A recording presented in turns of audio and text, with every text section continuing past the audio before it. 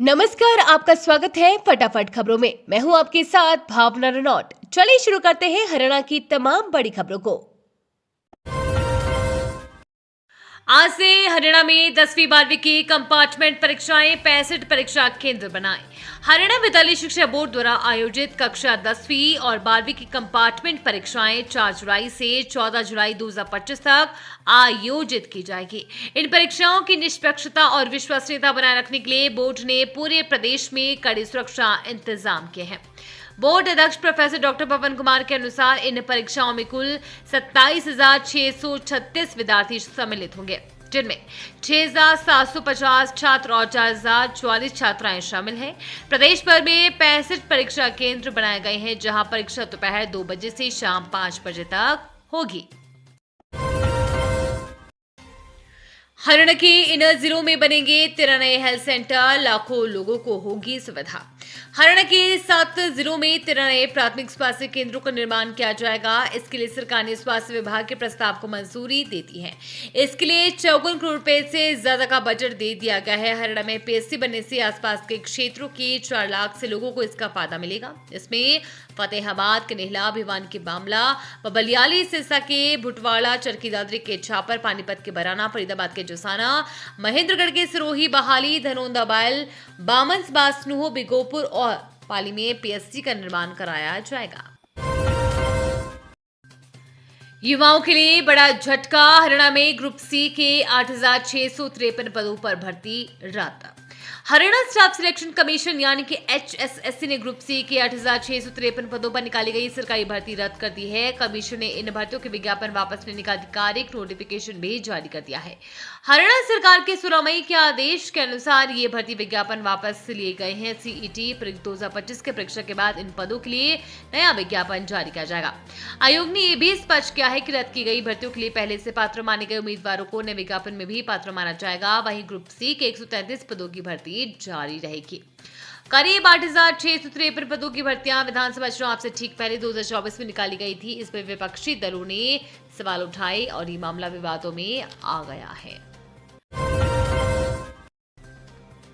नए बिजली कनेक्शन के लिए घर बैठे करें ऑनलाइन अप्लाई। हरियाणा सरकार ने अपने प्रदेश की बिजली व्यवस्था को मजबूत और डिजिटल बनाने के लिए बिजली कनेक्शन को पूरी प्रक्रिया ऑनलाइन कर दी है। अब नए बिजली कनेक्शन के लिए ऑफलाइन आवेदन स्वीकार नहीं किए जाएंगे। हरियाणा में रहने वाले नागरिक अब अपने घर, ऑफिस, उद्योग के लिए बिजली कनेक्शन घर बैठे ऑनलाइन आवेदन कर सकते हैं।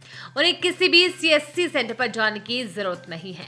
सबसे पहले विभाग की आधिकारिक वेबसाइट dhbvn.org.in पर जाएं।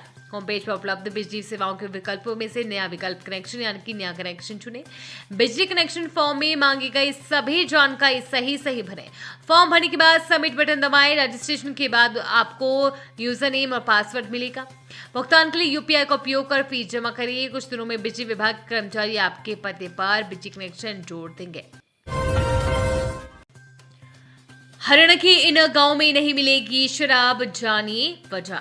हरियाणा सरकार ने ग्राम पंचायतों को यह अधिकार दे दिया है कि वे अपने गांव में शराब की बिक्री पर रोक लगा सकती है। इसके लिए पंचायतों को ग्राम सभा में प्रस्ताव पारित कर निर्धारित प्रक्रिया के तहत समय पर सरकार को सूचना देनी होती है। हालांकि पंचायतों के इन प्रस्तावों पर आबकारी विभाग के नियम भारी पड़ रहे हैं। वित्त वर्ष 2025-26 के लिए जिले की 29 ग्राम पंचायतों ने शराब के ठेके बंद कराने हेतु ग्राम सभा में प्रस्ताव पारित कर सरकार को भेजे थे, लेकिन पंचकुला मुख्यालय ने केवल 13 गांवों के प्रस्ताव को स्वीकृति दी, जबकि 14 गांवों के प्रस्तावों को खारिज कर दिया गया।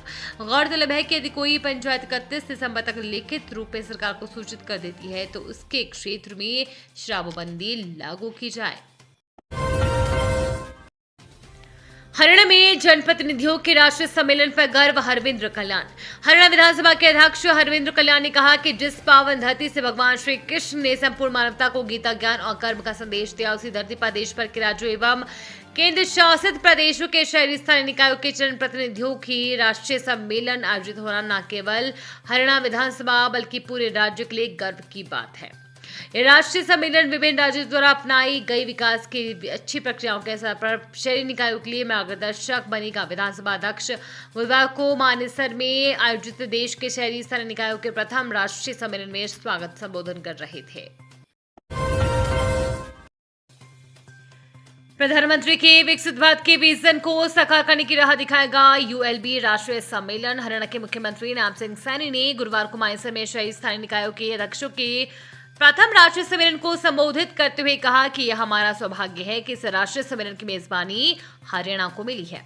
इस सम्मेलन में हम सब अपने लोकतंत्र को मजबूत करने तथा राष्ट्र निर्माण में शहरी स्थानीय निकायों की भूमिका पर विचार मंथन कर रहे हैं। ये विषय हमारे लोकतंत्र की जड़ों को सींचने वाले और माननीय प्रधानमंत्री श्री नरेंद्र मोदी जी के विकसित भारत 2047 के विजन को साकार करने की राह दिखाता है। एलनाबाद के प्ले स्कूल में 4 वर्षीय बच्चे की हुई थी मौत।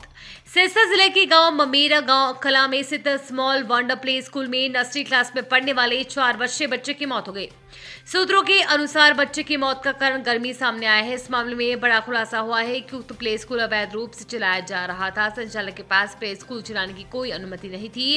इसके अलावा उक्त स्कूल प्ले स्कूल के लिए निर्धारित मापदंड पर खरा नहीं उतरता।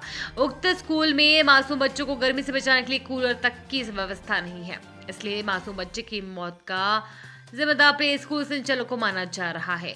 जिला बाल कल्याण समिति ने भी इस मामले की जांच शुरू कर दी है। पत्र जारी कर दिए गए हैं। बाल कल्याण समिति अध्यक्ष अनीता वर्मा ने एलनाबाद थाना प्रभारी से मामले की रिपोर्ट भी तलब कर दी है। ये तो थी हरियाणा की तमाम बड़ी खबरें। वीडियो देखने के लिए धन्यवाद। चैनल को सब्सक्राइब जरूर करें। मिलते हैं नई जानकारी के साथ। जय हिंद।